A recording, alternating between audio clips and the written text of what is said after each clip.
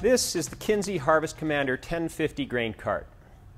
It can carry about 1,000 bushels of corn or soy. It's about 30 tons of soy. It's an essential part of the harvest process. It takes the corn or the soy off the harvester, and when it's full, the grain cart gets driven to the edge of the field and offloaded into a semi. Then it returns to find the harvester where it's continuing to operate in the field. My name's Jeremy Brown. I'm very pleased to be here today to introduce the autonomous grain cart system that we have developed in conjunction with Kinze Manufacturing as part of Kinze's commitment to bring autonomy to agriculture. I'm here today to talk about the technologies we've used to make the autonomous grain cart possible.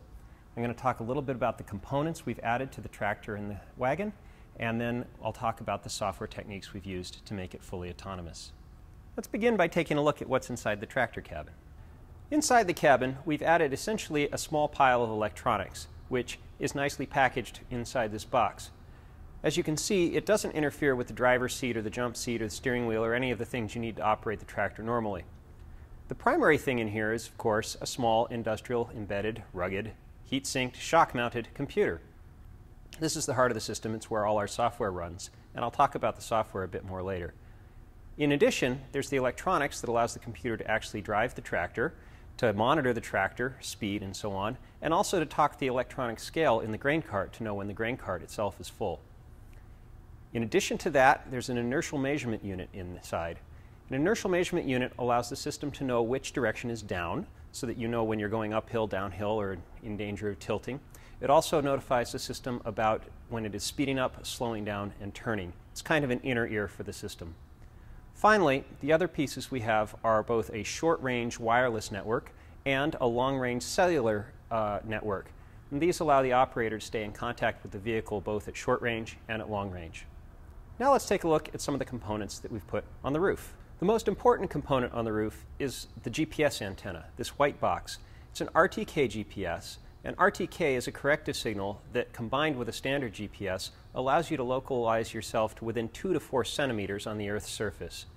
RTK GPS is already being used in precision agriculture to do steering along rows to repeat between planting, fertilization, and harvest, and so we're just leveraging something that might easily already be installed on an agricultural tractor. The other part that we have added up here is this AgCam. It's a standard agricultural video camera. Now, between the inertial system in the cabin and the GPS up here, we've talked about how the autonomous grain cart can tell how it's pitched and where it is on the Earth's surface, but we need to talk now about how it knows what's in front of it.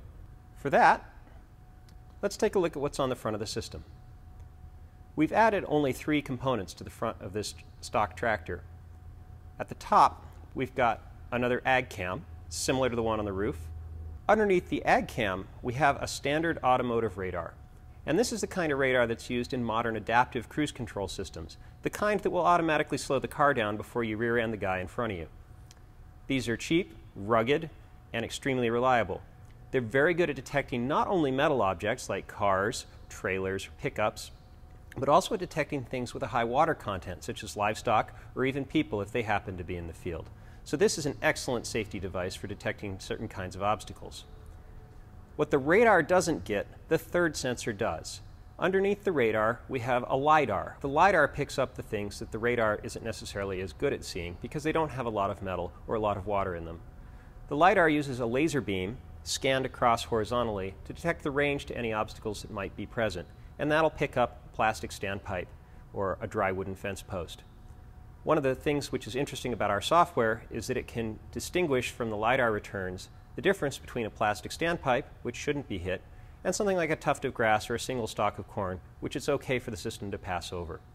So combined, the LiDAR and the radar create a computer image of the obstacles that might be in front of the tractor, allowing it to stop safely. What I'd like to do next is spend a little more time talking about the software. The software for the autonomous grain cart system runs on a single-core embedded industrial computer. It's not a particularly powerful computer, but it is cost-effective. Because it's not terribly powerful, we had to write very efficient software. We developed some very interesting new algorithms specifically for this application, but which are also general enough to be used in other autonomy applications as well.